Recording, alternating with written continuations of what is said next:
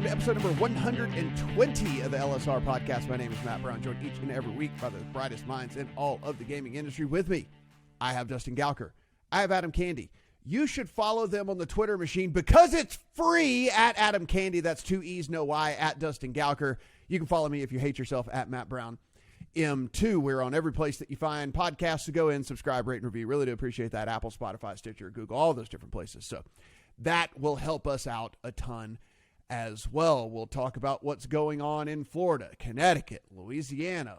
Is there a new leader over at FanDuel? But Adam, let's kick things off here. Got a virtual G2E last year. This year, people are back in person here in Las Vegas.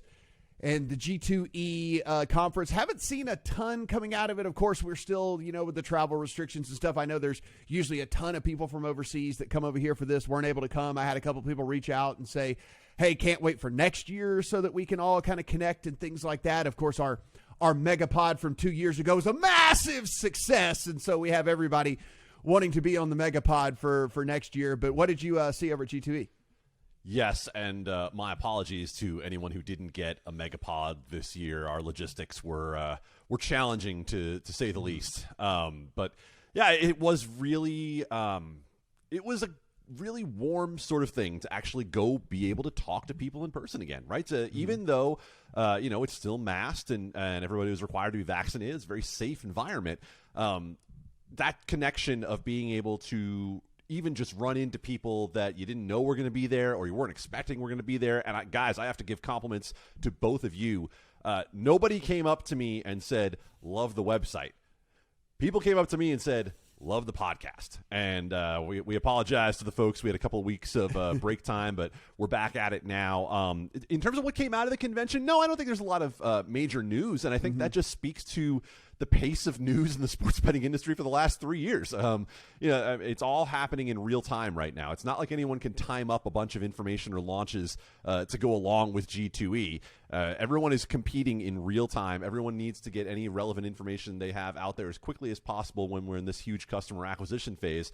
And so it was great to be on the floor and talk to people, and yet it wasn't like we were getting a lot of news, air quotes, out of the deal, right? I mean, I went up to certain booths at G2E and looked at what sports betting related vendors had out and was like, oh yeah, you had that 2 years ago too, right? It's not a ding on them. It's more just that anything that's even a year or two old, we look at as, oh, that's old hat, right? Like, no, it's really not. It's just that everything is happening so fast in this industry that even things that are a year or two old look ancient.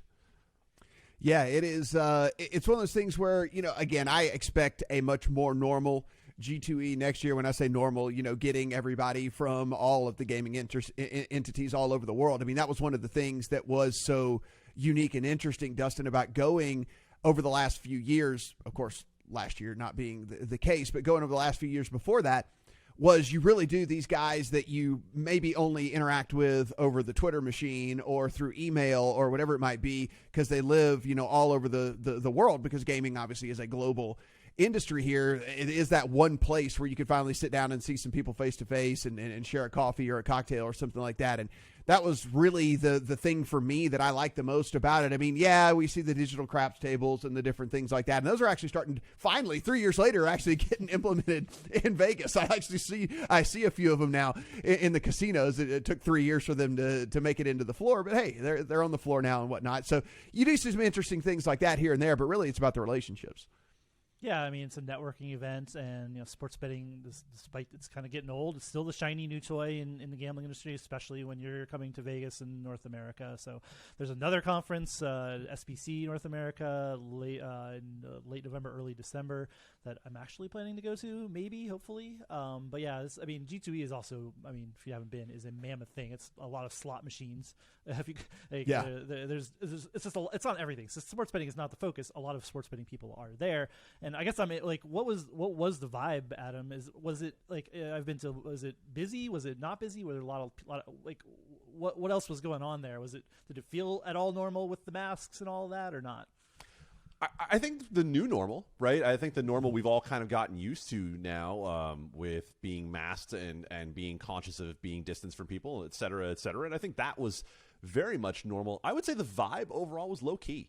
For an industry that went through some huge challenges from the last time we had an in-person G2E to now, I think everyone was very happy to be there. And I mean that as in, like, we're just happy to be here, right? We went through some huge challenges. And I think we're happy to be able to see people in person again, maybe a different value on being able to do that, right? A different value on being able to shake hands with someone or fist bump them or elbow bump them or whatever they're comfortable with. In terms of the non-sports betting world, I wouldn't say it was the most revolutionary year, right? I think it was a year for more people just to get back out there and make connections again, and not, in terms of product innovation. It wasn't something where I saw a lot that said to me, oh, yeah, we're really pushing forward right now, because really over the last 18 months, we've all just been trying to kind of, tread water and keep up with everything that's going on, unless you're in sports betting where everything is booming.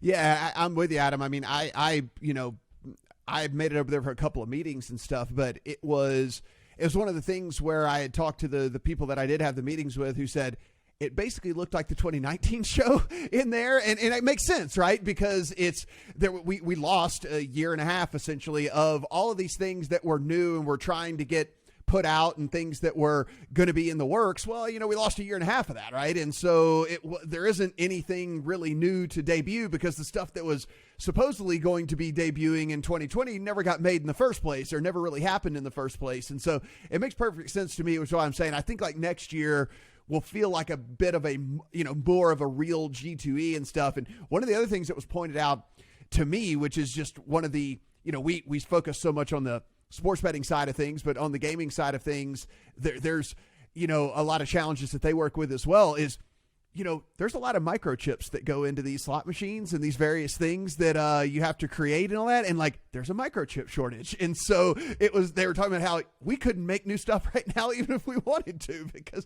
there's like not enough microchips to like do all of these things, which is why people are having trouble getting cars. People are having trouble getting PlayStations and Xboxes and stuff, because they just can't make them because the microchips aren't there. So that was another one of the things that I found fairly interesting, that on top of not only, the workers having to work remotely and all that, and not being able to be in plants and in offices and doing things like that, but just the actual hardware itself, you can't even get your hands on that to try to make some things. Yeah, it's an excellent point, and I hadn't put two and two all the way together with that, but that's a great way of looking at it. And look, more than anything else, when it comes to the sports betting side, if you're saying I didn't make it to G2E, what happened in terms of sports betting at G2E, I'm not going to tell you didn't miss much in terms of news, again, big air quotes, but the relationship side I think was great, because I ran into a number of folks that I didn't know for sure were going to be there, and just sort of renewed acquaintances. And some folks are living in new places, working for new companies, and so on, and I'm just sort of catching up on it all, because we've all been inside our bubbles for so long. No, absolutely. So can't wait for next year. And again, if you're heading out there next year, come find all three of us. We'll be there for sure. And if you want to be on the Megapod, just hit up Dustin, because he'll coordinate all that stuff. We'll just throw that all on Dustin's plate. No worry for us. So there is, like as Adam said, been a couple of weeks here. So some of the stuff that happened, fairly interesting, fairly big, and certainly whenever we talk about the world of mergers and acquisitions and things that have been going on in the industry, we've mentioned DraftKings a ton. They've done a lot of that. They bought a bunch of different companies, and has been a hot minute here. And so we get this news coming out that Entain had received a bid from DraftKings to be acquired. Now, if you remember, this is not the first time that this has happened with Entain. There was MGM trying to go ahead and acquire that arm of the business as well. But it's a little bit interesting now, because Entain and MGM had a very close working business relationship. Now, the DraftKings bid is at least had some people asking some questions, guys. Yeah, DraftKings didn't spend $22 billion while we were gone on to buy something. Come on, let's get the move on here. $22 billion bid to take over the company that is a joint venture that works with BetMGM as a joint venture to provide that app. Great piece, I think, since we last met by Brad Allen on why this makes zero sense from a financial standpoint. I think the newest news is the CEO of MGM actually said it would seek to get full control over BetMGM if this deal were to go through. There's lots of wrangling. MGM insisted it can say this goes through or not. It might just seek to own its part of it and let DraftKings and Entain move forward. Obviously makes zero sense for DraftKings to own the platform on which it's one of its biggest rivals is certainly situated. So interesting times if this all goes through. But I mean, the top level, DraftKings still wants to spend lots of money in order to kind of take over the sports betting space. And this is about as big as it could possibly get other than like a merger with Flutter, I suppose. Yeah, so if you're, Adam, if you're not familiar, if people out there with Entain, of course, this is I think the third different name that we've had of this company since we have been doing this podcast or whatever, but it is the parent company of BWin, the parent company of Ladbrokes, the parent company of Coral, the parent company of Party Poker, Sporting Bet as well. There's a whole bunch of other casino brands that maybe you aren't familiar with that are located overseas, but bingo, online bingo, online casino. So it is while the name here might not necessarily be like, oh, Entain or something like that. Like it is definitely a massive company.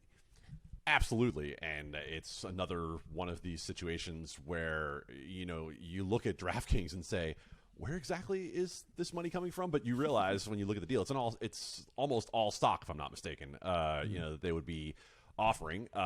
Entain stock went up on the news. DraftKings stock ticked down a little bit on that news. And the most interesting part, I think, is when you look at that $22 billion number, that is more than double what MGM's last offer was for Entain. So, it certainly is a situation where revenue multiples are but fairy dust in the wind right now, right? Yeah. Like where no one is really all that concerned about it. And that actually was one of the interesting things in one of the panels I sat in on at G2E with one of the gentlemen from Credit Suisse was there and said, look, we're not at the point where we're looking at EBITDA yet. We're probably not even all that close, but the day is coming.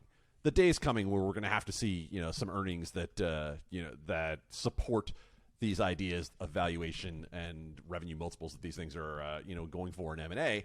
And of course, there aren't a lot of cash positive companies in sports betting right now. So, that's sort of the interesting part when you see that $22 billion number is you just keep doing a little calculator in your head and saying, how long before they're profitable? So we'll see. Yeah, I mean, some other DraftKings news that did happen, obviously much more minor than this, but they did announce a full-on new office building being built in Las Vegas, where they're going to take up 90,000 square feet of this new mixed-use area that's going to be happening kind of in southwest Las Vegas, and so it's going to include, as we know, DraftKings is taking trading in-house now, so there's going to be 130 sports trading desks in there to go along with all of the other stuff, the casino stuff and the casino side of things as well. So they are planting some roots in Nevada as well, and apparently this will basically be about the same type of size and operations they've got going on over there in Boston as well. So just again, not near on the acquiring Entain, putting in a bid doing acquire Entain news, but some news nonetheless for them. Their chief rival in FanDuel has them a new boss man over there. They do.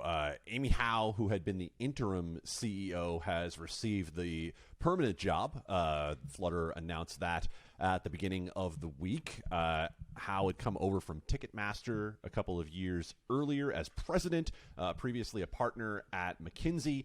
I think the most interesting part, and this has been discussed a little bit on social media, is that someone who does not come from a traditional gaming background, but who does have a lot of experience in transformation within companies, in M&A related ideas, and in her quote in the Flutter press release, it talked about making sure that we protect the embedded value of that company. And of course, what happened when Matt King left this summer was the plans that Flutter had announced for potentially spinning off a piece of FanDuel in an IPO in the U.S. went on the shelf. So I think the natural question that comes along with this is, okay, you have a CEO back in place. You have a CEO who has some experience and expertise in these sort of matters, how long before we get the IPO back on the tracks again? And that seems to be the chatter that we're trying to keep up with right now. Dustin, you mentioned several times whenever all of this Florida stuff was going down that, yes, this seemed promising, and yes, it is a real thing, but there are going to be tons and tons of lawsuits. And even though we did take a couple of week break here, nothing has changed. There's lawsuits in Florida. There's another one, I think, since last time we met. There's been some hanging out there. All of these seek to stop Florida sports betting. As we sit here, we are, in theory, a week away from the date when the compact between the state and the Seminole Tribe said that sports betting could launch. I don't think we're going to have sports betting in Florida next week. Let's put it that way. Mm-hmm. Adam could tell me differently, but there's nothing indicating to me that we're anywhere close to launch. There's the specter of these lawsuits hanging over things that may or may not shut it down. Don't know whether Hard Rock Digital, which is the digital arm of the Seminole Tribe and already operates sports betting in some states, is ready for a Florida launch.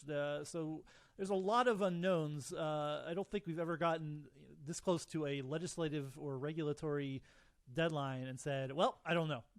But I think I could safely bet the over on October 15th, which was the date put out there for Florida sports betting in the compact. And I don't think we're going to see, I guess maybe we could see a retail sportsbook crop up out of nowhere, but I don't think we're going to see that. I certainly don't think we're going to see an online sportsbook from Hard Rock by next week. Adam, most of these other states, whenever we're kind of like looking towards a launch and everything, we get super excited about it. And it seems like with Florida, it was one of those where we never really got incredibly excited about it. So it was like, we were like, yeah, I'm lukewarm on this at best. Well, we had reason for that because when the compacts were being approved by the legislature, there were legislators just basically saying, we're going to sign off on what's here. We know it's going to end up in court anyway. Right. So it's ended up in state court. It's ended up in federal court. There are 3 suits right now that are hanging out there. In asking around, I do think there's at least a temporary delay in terms of maybe pushing back a few weeks on that launch. But, one lawsuit would have some issues with even a retail launch. So, there could be the parties getting together and saying, let's see if we can work something out. We'll extend the deadline out together before having to go to the courts and do it. But the next filing date is coming up. Let me check my calendar here. Right after the long weekend. So, we're going to have some more answers early next week, as you would expect with the launch date being on the 15th. So, Connecticut, I know I had some people tweeting at me, and they were none too pleased with some news that it looks like they are going to have to wait a little bit longer. Yeah, not much longer. This is more a crossing T's and dotting I's situation in Connecticut. Now, we've had retail sports books open in Connecticut, so if you ask the broad question, is it legal? Yes, it's legal. It's active. You can go to Foxwoods and Mohegan Sun and wager on sports. Now, in terms of getting mobile, that launch date was actually supposed to be today. It likely will be next week, and at the very worst, the week after for Connecticut to have online sports betting, mobile sports betting available via DraftKings and FanDuel. Might be a little bit longer for the lottery with Rush Street Interactive to get their product together. So one way or the other, I would not expect to get out of the month of October without having legal mobile sports betting in Connecticut. There we go. See, I will be able to tell the people who tweeted at me saying, and they were so bummed out. They were just like, oh, come on, really? Is this really going to happen? I will let them know that my friend Adam Candee says, you don't have to wait that much longer. It's coming. Oh, yes. Oh, I mean, listen, if there's anything the LSR podcast is always here for, it's sunshine and rainbows. And finally, guys, listen, Louisiana, I told Adam in a private message, I would have lost an incredible amount of money if someone would have said, tell me the company that's going to take the first legal bets in Louisiana. I would have lost all the money, actually, because I would have made at least 6 bets before I got to this company.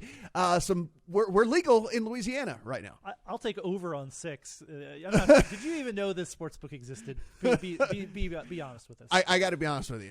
Yeah, I mean, probably not. Yeah. Betfred took the first bet at a retail sportsbook, Paragon Casino Resort. Have you ever been there, Matt? I have not. I've driven past it, if that counts. Does not count, but doesn't count. All right, yeah, no, all right. But that's the so this is it's on tribal land. So as we know from other places, there's a Me Too provision that whatever the state legalizes, tribes can do.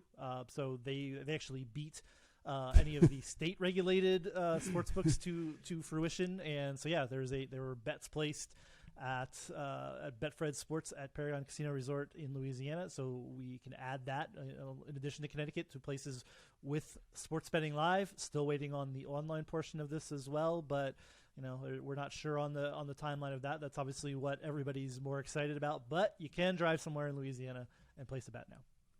And Adam, they are still, last that we have heard, they are still trying to fast track this and still have a goal of football season, correct?